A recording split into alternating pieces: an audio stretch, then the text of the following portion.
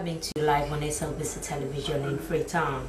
I am Daphne Zainab Kamar. Our quote for today comes from Hubert H. Humphrey, an American politician, and it says, "To err is human, to blame someone else is politics." Coming up in this edition of the Podium, Ministry of Health launches Breastfeeding Week. Native Consortium and Research Center writes open letter to President Bio on the removal of fuel subsidy and the impact on the poor people. Society for Democratic Initiative writes to the chairman of the Police Council on police operations of recent.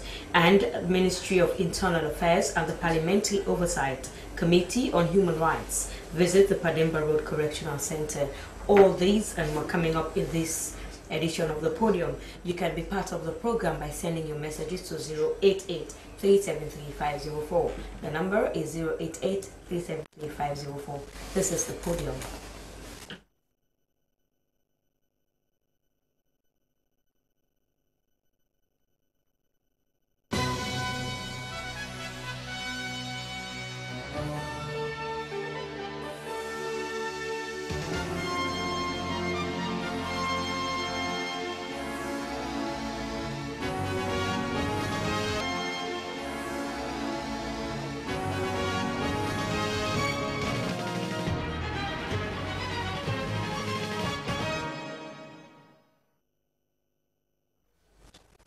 Welcome to the Podium. A recent photo of human rights violation of inmates at various correctional centers have prompted the government, led by the Ministry of Internal Affairs, the Human Rights Oversight Parliamentary Committee, and other organizations to visit the Pademba Road Correctional Center. During the visit, delay in trial, inhuman treatment of inmates, and limited facilities for inmates were identified. One inmate told the team that he has been in court while serving his jail term over 800 times. Honorable Indolo Givao, chairman of the Oversight Committee on Human Rights, was with the team that paid a visit to the Pademba Road Correctional Center, and he is my studio guest. Good afternoon. Welcome to the Podium. Good afternoon, Daphne. Now, some of what was highlighted during the visit has been read in the intro, like delay in trial, inhuman treatment of inmates, and limited facilities for inmates were identified. Let's talk about some of the other things that came out clearly during your visit. Thank you very much. Some of the things that came out clearly, one of it was that the food given to the inmate was not good for human existence. I describe it that if you have a dog that you give good food and you take that dog to Pademba Road, you give that dog the food that they serve the inmates, that dog will suffer from food poisoning and will die of sin. I mean, the only sign of it being the food, particularly the sauce, is the fact that the potato leaves is chopped in like chopped seven times, put in boiled water and taken out and given to the inmates. That's the best way to describe it. You will never see salt, you will never see pepper, you will never see Maggi in it. In fact, I could not put my tongue on it. Comparatively, there is a human rights organization called Don Bosco. Don Bosco, mindful of knowing fully well that the food that they prepare for all the inmates is not good, went into the Pademba Road prisons and they are now preparing food for those inmates that show signs of ailment, that are so malnourished. So they prepare for them food. Like the day I visited the Pademba Road prison, they prepared cassava leaves and fruits. The food that Don Bosco prepared for those malnourished kids, I had a taste of it. That is food one can eat. It's edible. Now they call it correctional center. It will shock you to know that the entire correctional center at Pademba Road, with a population of 2,800, has only 14 tailoring machines. In 5 years, no new carpentry gadget had been bought. No new welding gadget had been bought. And there are some cells where you meet like 35 people in one cell. But as though that was not enough, when I went to Bo, all the 280 inmates that I met there are extremely ill. No health facility. There is only one bed in a small cubicle they call clinic with no window. The Bo Correctional Center does not have up to 200 Panadol, no needle, no reagent. 50 or 60 of the inmates are just awaiting death. Their entire human body is covered by scabies. You cannot see a space between one scabies and a normal flesh. Their God-given gift, the men, all of it is infected. You have inmates with glaring hernia. You could see their God-given gift swollen. So, I mean, when I saw it, honestly, ever since I've been visiting those prisons for the past 3 nights, the images come to me vividly. Okay. And also, talking about, you said that there were 2,800 inmates. Whilst we know that it was built up only 220, let's talk about overcrowding. Is it not one of the reasons why these people are not too healthy? Certainly so. I mean, overcrowding is one. What is given to them that we actually solve their health situation is another. I mean, you agree with me that wherever you have 4 or 5 people, there must be proper medical arrangements. So there isn't. There isn't. How can you have a prison without a medical doctor, like the Bo Correctional Center? In the city, talk less of in the provinces. Yes, the medical doctor tells you, the one here tells you, we've not got reagents in 3 years. And reagent is what they use to do basic tests, like if you have typhoid, you have malaria. If you don't have reagent, nobody is going to know that you have malaria or you have typhoid. So that besides accepted that the prison itself is congested. They will tell you, I have been here for 8 years without an indictment. What is an indictment? An indictment is the paper that is served on an accused person after the preliminary investigation comes to an end. Once you are served with your indictment, it is for you to stand trial. And when they take you to the central prisons, until and unless you are served with an indictment, you will never see the light of day. So there are people that are in Pandemba Road for 8 years, 6 years, 4 years, 3 years, 2 years, 1 year. About 800 to 1,000 of them, they have not been served indictment. So what is their faith? Their faith is they are going to remain there until they die. So who is responsible? Would we blame the judiciary for all this? Because you as a lawyer yourself, you've been in practice and now in Parliament and in the Oversight Committee of Human Rights. Let's talk about your intervention in all of this. My experience, I have been a practicing lawyer for 16 years. What happens with indictments is this. When somebody is committed to the High Court, the file ought to be photocopied and taken to the Office of the Director of Public Prosecution. The Office of the Director of Public Prosecution is charged with the responsibility of drafting the indictment and serving it on the people. So the DPP's office will not draft the indictment if they do not receive the file from the judiciary. So the blame game is between the judiciary, the Office of the Director of Public Prosecution. And this is what I have to say. If you really think somebody's file has gone missing, come out, be human enough and say 200 to 300 files, they've gone missing. We can never trail them. Set a judicial process whereby these people could be released, either monitored to ensure that they do not recommit these offenses. But you cannot keep them there for life with the only hope of dying, because if you don't serve them indictment, they will never come out, they will never see the light of day. So, Honorable, what do you suggest could be a remedy for this type of situation? I am closely looking at the capability of the prison management. Are they capable of running a correctional center? To me, whether they are in fact capable of running a correctional center. To start with, we have to review the word correctional center. What is obtaining is far from correctional center. It goes below a prison. It does not even match the word prison, let alone correctional center. So we need to look at the managerial structure, whether they have the capacity and the capability, not even the capacity, the capability to run an institution called prison. Okay. Secondly, we have to look at the contractors. These people that they contract to supply these basic amenities, rice, potato leaf, palm oil, these are given to private contractors. we want to look at it whether they have been discharging their functions as per the quantum of monies that they get. If not, we want to make recommendation to that. But the most urgent recommendation that I'm now making to the Ministry of Health, I think there is need for an urgent medical attention, particularly to the Panemba Road prison and the Bo prison. But worst of it all is the torture that they reported. They reported a particular prison officer called Cockroach. This prison officer 2 years ago, Prison Watch in Bo. Prison Watch had recommended to the prison management that this young man should be kept away from prisoners, because prisoners say they attempt to jump or to break prison because of the torture that he thought that he infringed on them. This Cockroach officer was taken out from Bo and transferred from Freetown and transferred to Kenema.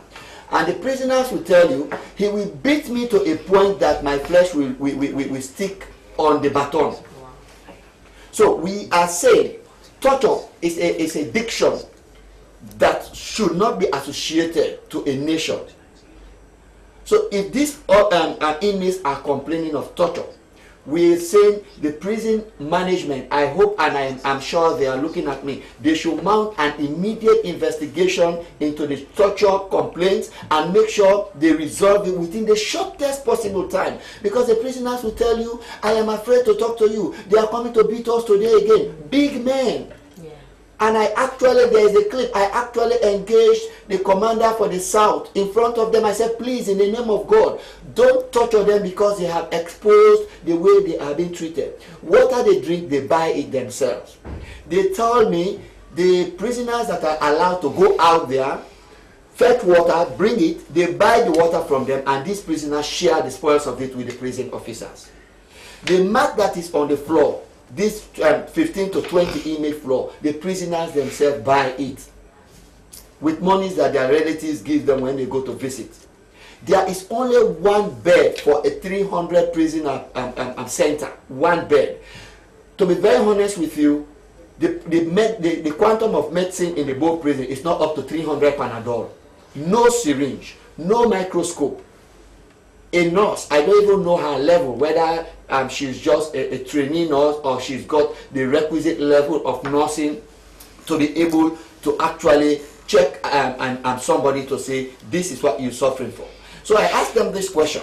You have just one bed in a small room where there is no window. I have entered here just in 1 minute. I am now perspiring, I'm sweating. Just if you have 5 people that actually need to be given bed rest, can 5 people actually come on this bed? The entire Bo Correctional Center has one tailoring machine, one. No carpentry facility, no welding facility. Where is the name correctional coming from? Yeah, that's food for thought for the authorities involved. Thank you very much. He is the Honorable Hindolo Givao, the chairman of the Oversight Committee on Human Rights in Parliament. Well, on the Ministry of Internal Affairs perspective on the recent visit to prisons in the country, we have in the studios the Deputy Minister of Internal Affairs, Lawrence Lahai Lima. Good afternoon, welcome to the podium. Good afternoon and thank you for having me. Minister, you heard the Honorable, what he has said. He has highlighted most of the inhuman treatment these inmates go through. How, as a ministry, would you work in the new direction to change the face of the prison, thereby giving it the right name, the correctional centers? I realize the passion in which the Honorable actually speaks. For us in the ministry or as a government, what is actually happening in the prison is not strange to us, or it's not a news, and that is why the New Direction Manifesto is a research document. And when the President was in Parliament on parliamentary opening or state opening, that was one area he accentuated, that it is his government's priority to decongest the prison. And for us as a ministry, we find ourselves as action addressees. And we are working towards that. But as I sit here speaking now, there are donor agencies that have been working actually with correctional center facilities. They are reviewing the Correctional Act and also other policy or codes of conduct for even the management of the correctional services. And that work is hoped to be completed by the 15th of September, which will be submitted to us. And once that is done, then everything can now be also pursued in terms of even relocating Pademba maximum correctional facilities to some area in Waterloo, which is meant for inmates that are on the remand, and there is a training facilities there at Waterloo, and also you have Masanke, in which the then President Kaba's government had even secured funding grants of about $2 million, which they intended to have relocated the inmates, those that are convicted, to that particular area. At some point back, I was speaking with the Minister of Finance. Of course, he told me that we do a proposal and see how best, even if they have diverted the funding to some other developmental projects, then we can see how best we can attract some of the funding. As we speak now, also, the ministry has put some project proposal in place. But what is actually clear is for us to actually have the Review Act complete and then pass it in Parliament. Then we can kickstart relocation and also work towards the decongesting of the prison. And also, Minister, what came out clearly is you heard the Honourable talking about the inhuman treatment, the torturing, and that is there is a treaty that has been signed by various governments in the world to stop the torture of prisoners, political, criminal, and the like. The immediate plan to stop all this, that's what we want to know, because we know now that you're looking into the act of changing the face of the prison. Let's talk about what you do, because most of they brought up a name of someone who does that in Bo. What would you do about this? This is actually not the first time I have heard of inhuman treatment regarding inmates, and I think I've now heard it from the voice of authority, which happens to be the Honourable in charge of human rights. And I've also heard it from one of the inmates itself when I was on a radio program as well. My minister did a spontaneous visit yesterday at the correctional facility here in Freetown. It is also, again, a bit ideal that it is only one area that we have heard of this, that is in Bo. I am not a strange person to what obtains in the correctional facilities there, because myself have been there, even though not as by what perhaps many will think, but perhaps I went there to be able to see what obtains there, but everything will fall in the right place. Like he said, like he raised concern around vetting the management itself. That is serious concern. Of course, I have to take that on board, because this is the second time now, of course, I've heard of even workers at the correctional facilities subjecting inmates to certain treatments that are not required. Even by the existing laws now, of course, human rights considerations, of course, are very much entrenched there. And nobody has to actually subject any inmate into any inhuman or degrading treatment. I think the word correctional facilities is one thing this government is actually committed to working towards. We want to even see a situation where we can have inmates engage in community services where, of course, they can earn remuneration for whatever service they are rendering by the time they complete their jail sentence, and we're working towards that. And also, with immediate effect, you heard him also about the medical facility, because most times the prison officers can't take these inmates to public hospitals because of the fear of them escaping. What would you do in the meantime that you try to put all these policies that you're planning in place? Well, it's good also because normally we do have our ministerial fortnightly meeting, and if this update is not coming up, then of course it's difficult for us as a ministry to be able to understand what obtains there.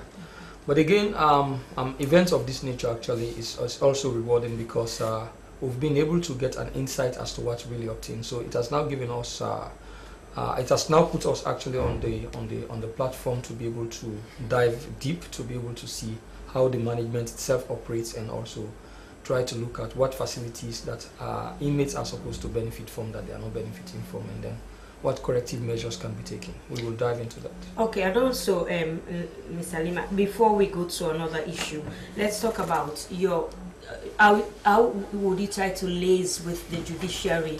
Let's see how you can bring up a plan to talk to them so that they will speed up trials. indictments and not keep people on, not even on remand, just set them for a time and they keep going and coming without any sentence, nothing, and they will be there for like 4 or 5 years. There will be no indictment.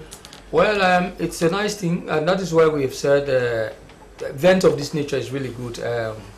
The issue of our ministry really is to actually keep them in custody. Okay. And that is why the issue with Correctional Center has to do with interministerial collaboration, for which we would have to also collaborate with the Ministry of Justice and also the judiciary, and to see how best we would work towards that.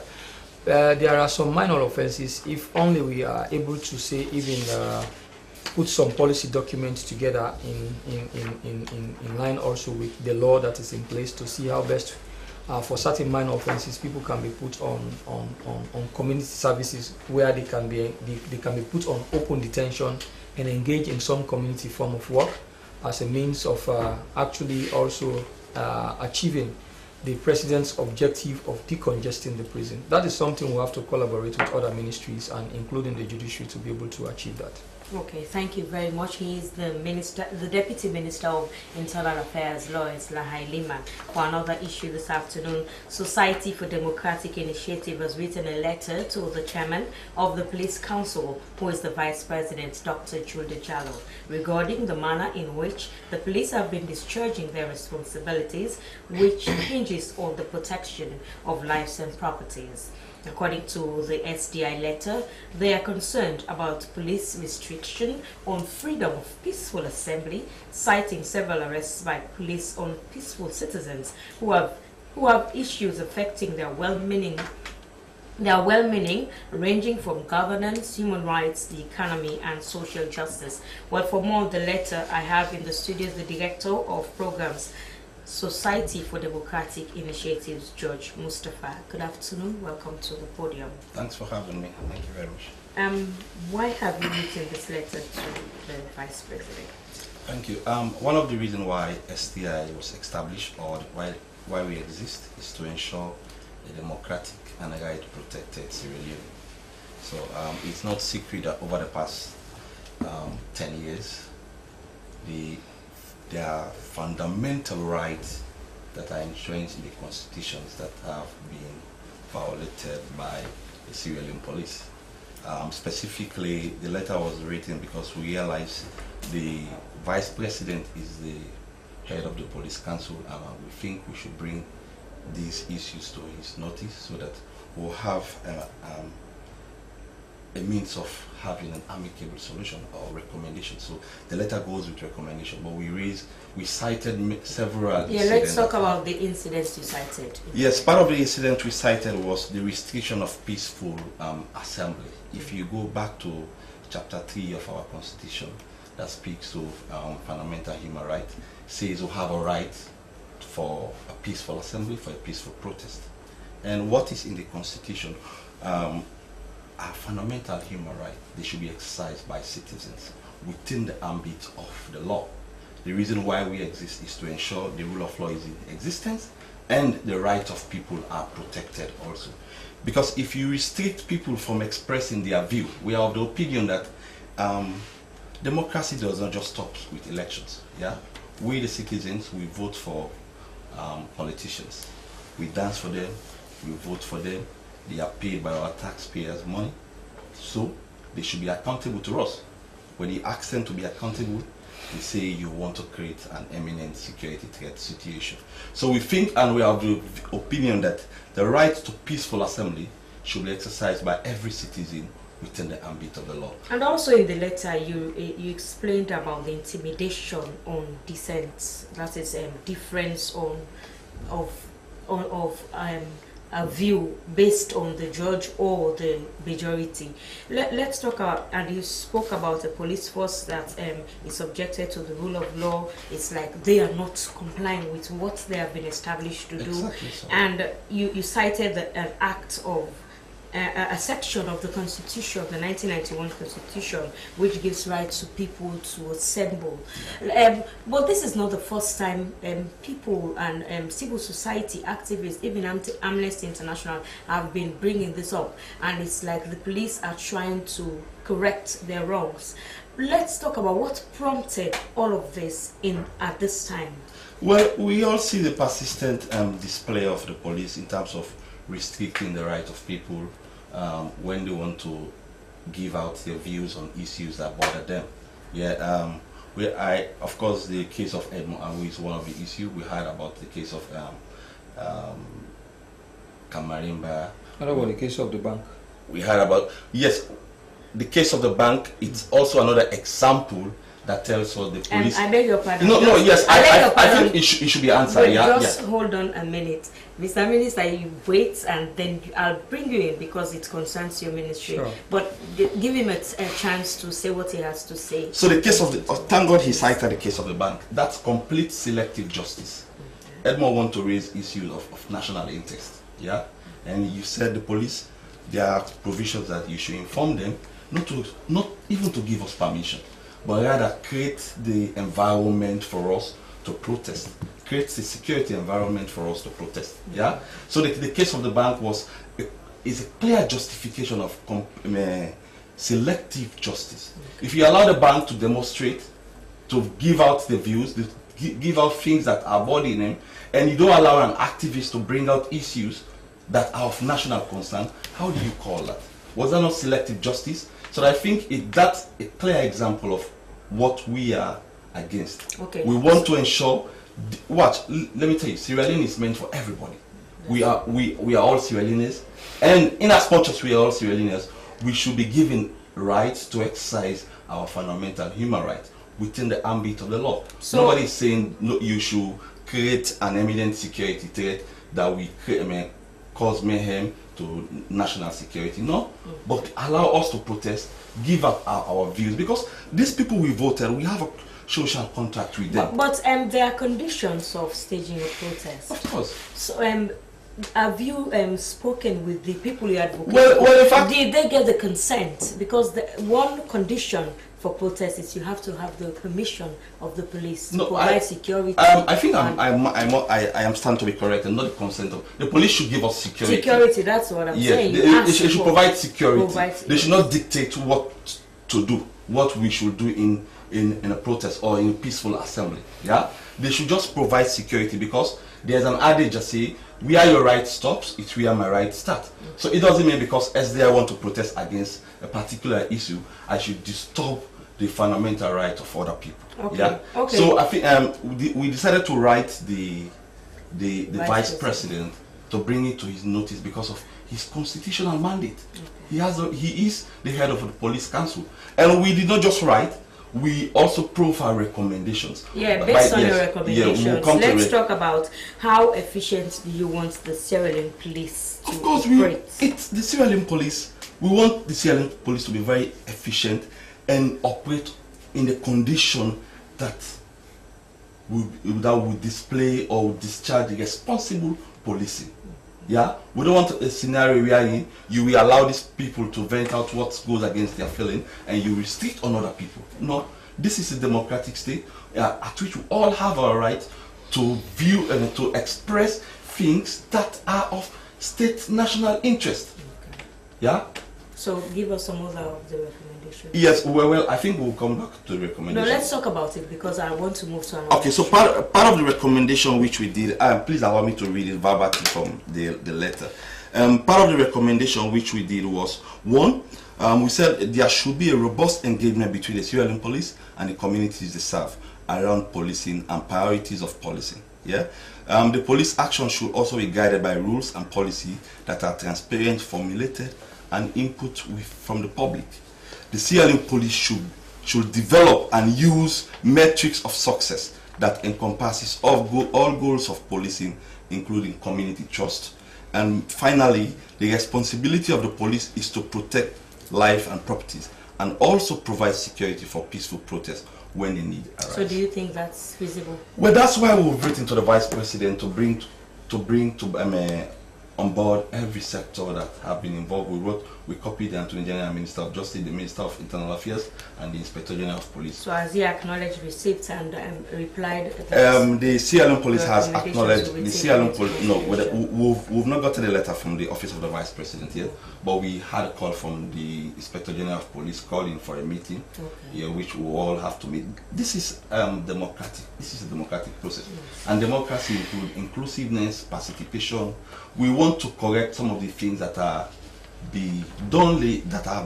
that are badly be done in this country, and we move to another step that will ensure a democratic and right protected Sierra Leone. Thank you very much. I'm George Mustafa, the Director of Program Society for Democratic Initiatives. Well, we go for a short break. When we come back, the podium continues.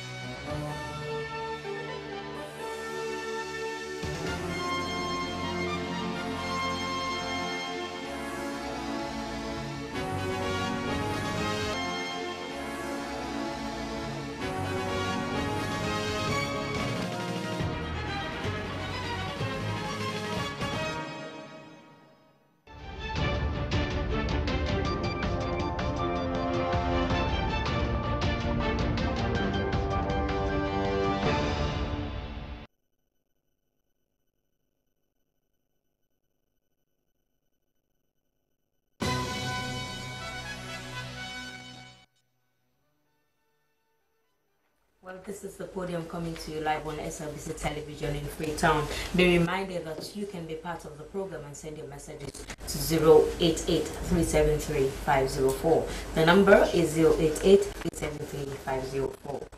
World Breastfeeding Week starts today, 1st August. Sierra Leone will join other countries worldwide to observe the week.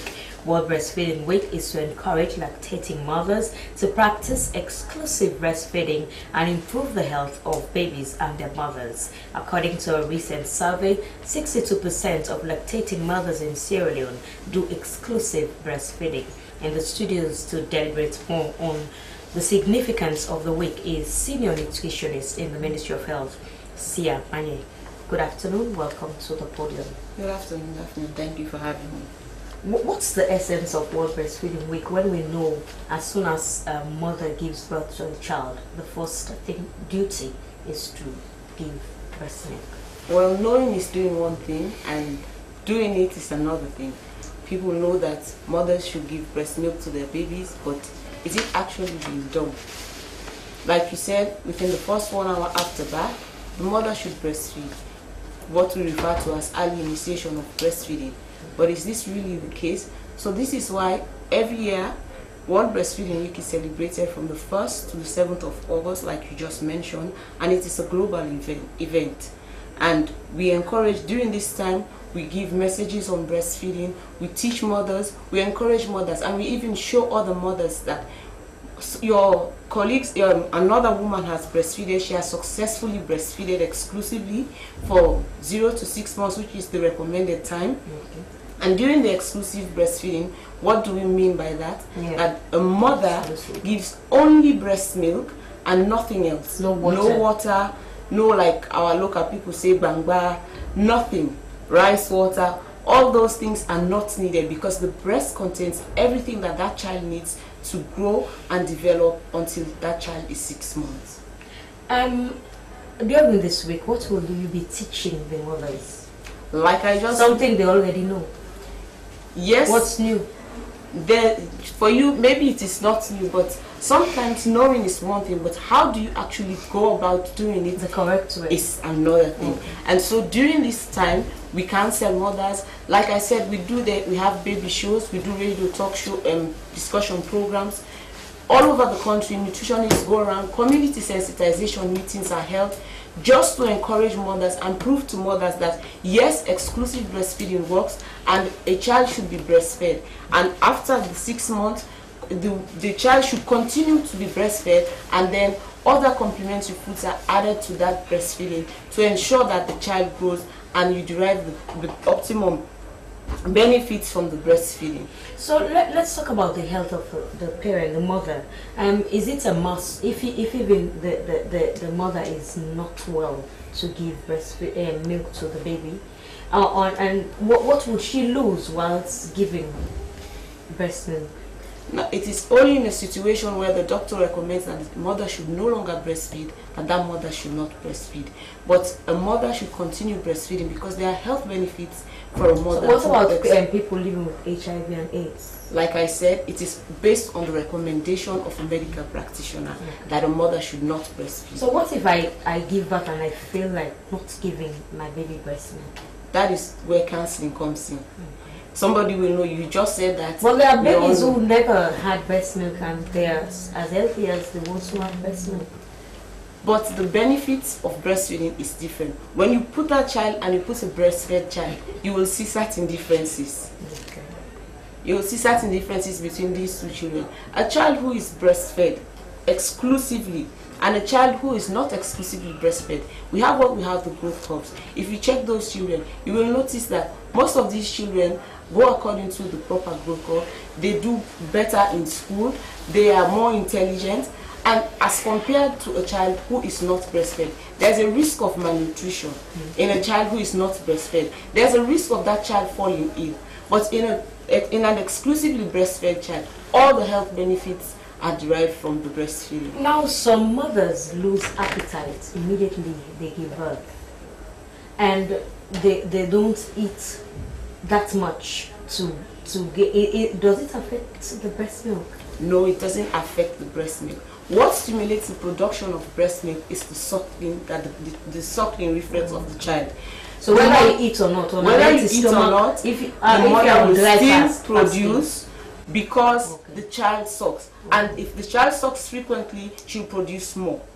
But if that's the reason why the mother is eating is for her own health benefits and for her own strength, but the child sucking reflex stimulates the production of breast milk. So does the size of the breast has anything to do with the amount of milk? No, the size of the breast does not have anything to do with the amount of milk produced. It is the sucking that the baby sucks that produces the milk. It stimulates hormones, and these hormones produce the breast milk. So it's not the size of the breast. What about mothers who are using oral contraceptives? Does it affect the milk? That also does not affect the milk. It is the sucking of the breast that stimulates the production of the breast milk. Okay, coming to exclusive breastfeeding, let's talk about the times per day a mother should breastfeed. The mother should breastfeed on demand. Okay. And that's what I mean by that. Every time that the child wants to breastfeed is when the mother should breastfeed. How do we know that the child wants to breastfeed? Many times mothers just wait for when the child cries and then they say it's time for her to breastfeed. But there are other signs that we fail to take notice of.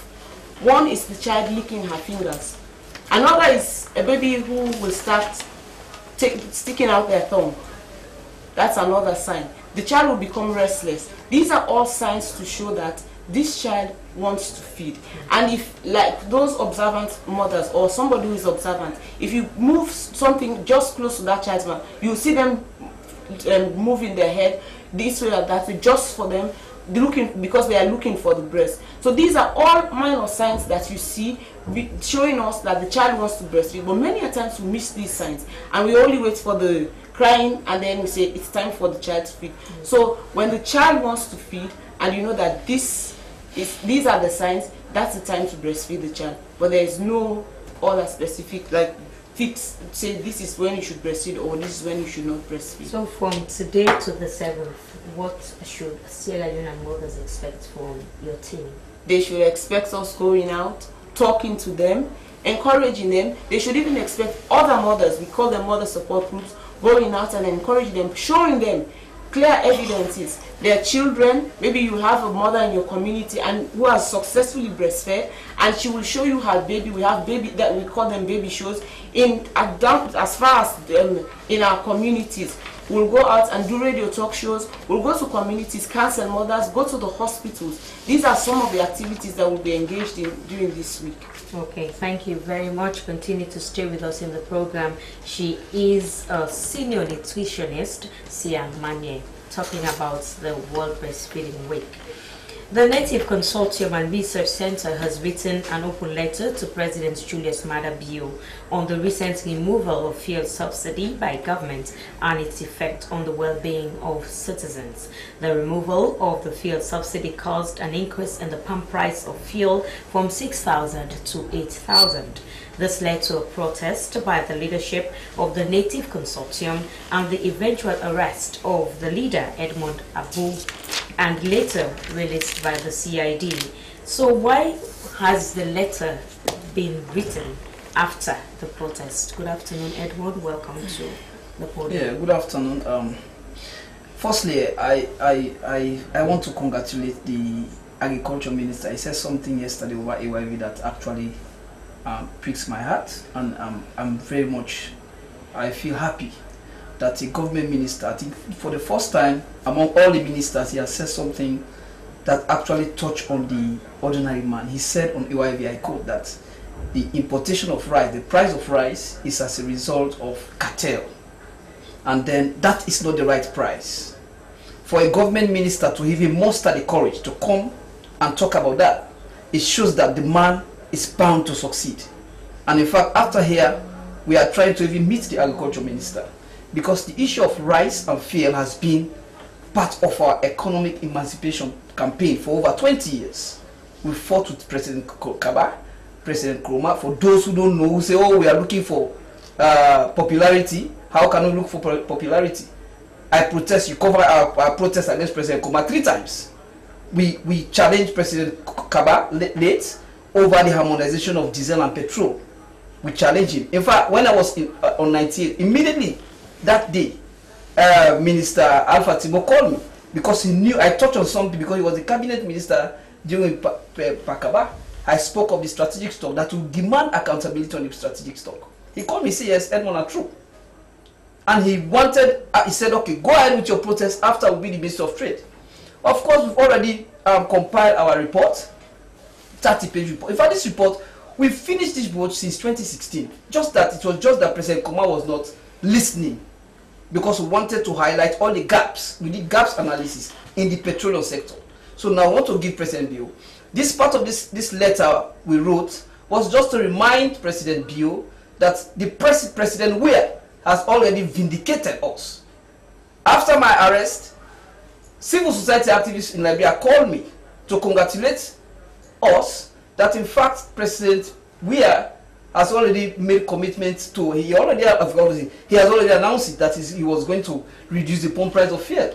People protest in Guinea, 2 weeks protest, and the president of Guinea has already reduced the pump price of fuel. What is happening with us? But now and the sad reality is that when once things goes up, now that the pump price of fuel has increased, and you are still campaigning against the removal of fuel subsidy. No, in fact, we never mentioned about subsidy. This one subsidy is a social subsidy. We never talked about it. Okay. It's just that people don't understand. Sometimes I really don't want to. I want the petroleum unit to come to this podium. So why are you against all this? No, part of our report, we actually deconstruct this whole shenanigan around subsidy, because it keeps coming and going. The last regime, they were here telling people, oh, we don't pull subsidy, and we are here talking about subsidy. So the whole issue about this report, that is, and some people don't want President Bio to see this report. Of course, after my arrest, I saw everything. So in the letter, did you include the report? No, of course. Yeah, that is one. Again, we also, because when you are talking about bread and butter issue, that you've done me over time. Yeah, bread and butter issue is something that nobody, in fact, propaganda, and that was what we are telling President Nkrumah, that you don't do propaganda with bread and butter issue. Rice, pepper, every other food stuff has gone up, has hiked. And this is a serious perennial matter. Yeah? So you don't joke about it. So that is why we want to submit this report, and then we'll meet our parliamentarians to explain to them, let them understand exactly the formula. The formula itself is a jackpot formula. So we still stand our point. All these brand names you're giving it will show jackpot and all. Let's talk about what is this formula? What are you trying to unearth? Firstly, for instance, you cannot have infrastructure cost in a formula and then you have road maintenance fund. Well, if you go to Eastern Police, all the roads, go now to Eastern Police, we don't even know what they are doing with the road maintenance fund. Now we hear about corruption. These are some of the issues we used to raise. And in fact, because the problem IMS have is the issue of putting what they call excise duty in the formula. So when you take excise duty off the formula and then you put other bogus formulas, bogus tax, you know, when you look at our taxes, it's just that people don't understand, and we are trying to make people to understand. Our petroleum fund is full of too many taxes, about 5 tax components, and all of which too many leakages.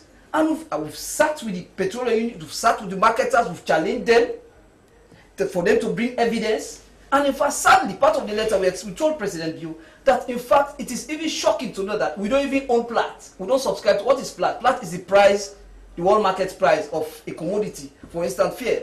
You should know that even as I'm talking to you now, fuel price is coming down now in the world market. So you should know so we are the mercy of the oil marketers. Whatever they state that this is what we go and buy refined product, that is what they state in the Plat. So we think that formula needs to be overhauled. This was what we are trying to point to President. And you saw the last time when President Koroma went to took the ECF loan, the extended credit grant facility of $224 million, we criticized President Koroma that on no account he should not touch that price between and just at the time when they were about to give him the second tranche. So the IMF withheld the money. You see, as this was the same platform, I was here with the IMF country chief. I was challenging the IMF that this whole issue of we have never been the fastest growing economy. So Edmond, let's talk about what makes you think that your letter will be taken into consideration rather than a protest. No. Now that, because you stated in your opening statement that prices in Sierra Leone, as long as they're up, they never come down. So do you need rocket science? You don't need rocket science. So what makes you think? And that is why you don't need to give the traders any reason to hike the price. Now, if you look at everything has gone up, I'm concerned. I'm an economic right activist. So this is a very serious concern to us. So that is why we want to, we see sometimes we even compliment our government. When they do anything good, we compliment them. There are certain macroeconomic variables that you don't joke with. Let's take for the part of it, we even stated that even the 50 million that we are losing is a paltry amount. When part of a report, World Bank report, they said West Africa is losing about $2 billion on marine. So for us, on average, we are losing something like about $300 million. And what is the projected revenue for 2018? It's $10 million. So we are getting very, very low. So our GDP is low. And so for you not to charge rice, subsidy on rice and fuel, you need to diversify your economy. Drill deep on your fishing and tourism so you don't touch those products. So at the end of the day, you don't have this pressure to go and meet the donors to beg them for money. Because sometimes when you go to them, they give you your condition. And you don't blame them. That is why most times I say, oh, now we go find them people at the plumber. Okay. Because if you manage your resources well, you don't need to. And that is why, and that is the contradiction. Sierra Leone, we are so rich, but we are the poorest of the poor. That's the contradiction. So part of the letter, we've already booked an appointment. We are waiting for President Bio to go and give our report, and then we'll come back to the media, we'll publish the report, and then we want the PRA, not Minister of Finance, not J.J. Safar, not the market, let them come clean. Yeah, this is not, and that was the mistake. So that's your bone of contention. Yes, look, and I mean some of these things is very serious. And the last thing, I was so shocked when I was the protest. One of the police that was sent to go and arrest Edmond was one of the policemen who suspectedly killed 2 youths in Kabbalah. Okay, Edmond, let's leave that. No, I'm coming. And then talking about your letter to the president. Yes, a part of it is part of the issue. Let's don't attack. No, I'm not attacking. We have listen. We have fully documented reports about the 16th of August killing of 2 youths in Kabbalah. Well, that's a different ballgame. Fine. So from here. So finally, so it's like and surprisingly, we saw the man with deputy assistant superintendent. From Okay, let's leave that policeman out of this issue. And finally, Edmond, your report, you're trying to bring out corrupt practices, isn't it? Yeah, that is one. Not only that, we want the pump price of fuel to go down, and then we need stability in the oil in the price of commodity. We want to see a president. We want to say anybody will sell pepper more than 500 euros with the oil. We need price control, price stability, because bread and butter. Let me give you one last one. For instance, the minister went with a supplementary budget to cut the tax on flour. Yeah, tax on flour, but the tax cut on flour has not reflected on the size of the bread, neither the price of the bread. Okay. So thank you very much. He is Edmond Abu Jr., the director of Native Consortium. Well, for some messages, Honorable Gevao, these people are prisoners and they must be treated as such. Judge, where was SDI when the police were doing all sorts of wrongs? Honorable Gevao, you are stressing on the alleged act of Officer Cockroach as if you have heard his own version of the story. I strongly advise you do that.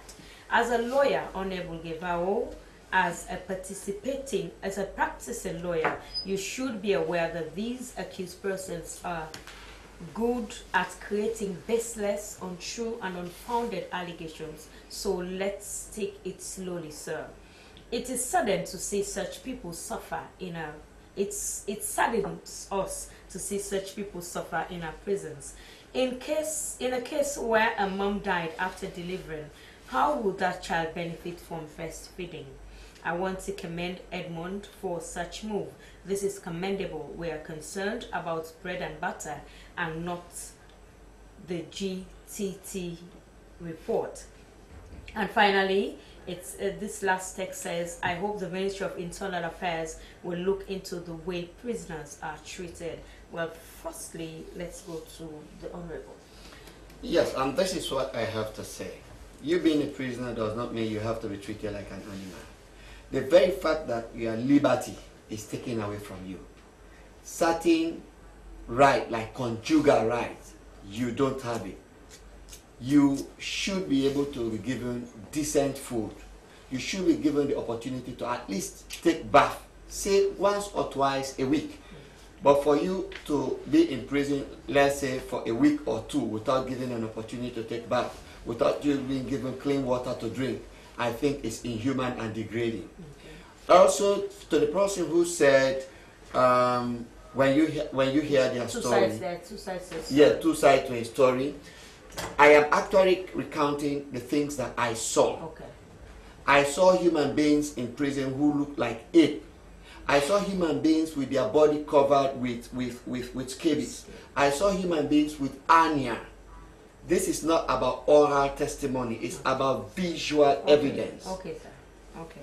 Thank you very much, Honorable Gevao, and over to you, Minister Lawrence Lahailima. People are saying how you plan to tackle all of this. I have actually spoken all that, and I think somebody was saying we look into all of this, and that is why I'm here also to give out our plans as to how we intend to look into it. The issues are too many. Especially of course, the treatment of the business. Yes, the issues are too many, but a government that wants to succeed in the first place will have to prioritize the issues that they want to look at. Okay. And of course, we have to deal with security issues, and of course, the issue with prison also is a security issue. And like Honorable Gevao is saying, once somebody's liberty has been taken away from that individual, does not in any way mean that individual is deprived of his dignity and human treatment. And like I've said, we've heard it from one side, and like somebody was mentioning, okay, we'll also go into it and also hear from the side of the administration, and if possible also we'll interview the inmates themselves. But I'm sure there's going to be an improved condition in that particular correctional facilities. Thank you very much. He is the Deputy Minister of Internal Affairs, Lawrence Lahailima, and also Edmond Abu. People are commending your work. Are you trying to add more names to the GTT report, because if you've unearthed a lot of corruption with the PRA, the Petroleum Regulatory Agency. In fact, we've already written a letter to the ACC to investigate some component. GTT is not my tough. My tough is about the bread and butter of the ordinary man, Abacha Street, my uncle Sana Magbalonto. Again, I want to congratulate the Minister of Agriculture. We compliment him. Thank you very much, and Edmond. we think he is on the right track. Thank you very much. And lastly, SDI has been, somebody said, well, where was SDI? SDI is a sister organization. SDI had been there all throughout for the past 10 years on right issues. So they've been very much consistent, and they've been holding duty bearers to account. So I think SDI is one organization that has been very, very much credible over time. Okay, thank you very much, Edmond Abu, the Executive Director, Native Consortium. And finally, Madam Manye, someone was asking if a mother dies while giving birth. These are extreme situations, and in that situation, we recommend, that is when we will have the possibility of a formula. But before, we used to do wet nursing, but because of Ebola, because of HIV, and a whole lot of things, wet nursing has a question mark. But for a mother to wet nurse, all other health conditions need to be properly investigated before we can recommend somebody to wet nurse. But in extreme situations like that, there are other options. Quickly, before we go, let's just have a quick demonstration on how to breastfeed, how to hold the baby, in what position. It's rather unfortunate. I don't have a You can be a baby. Sorry, Minister.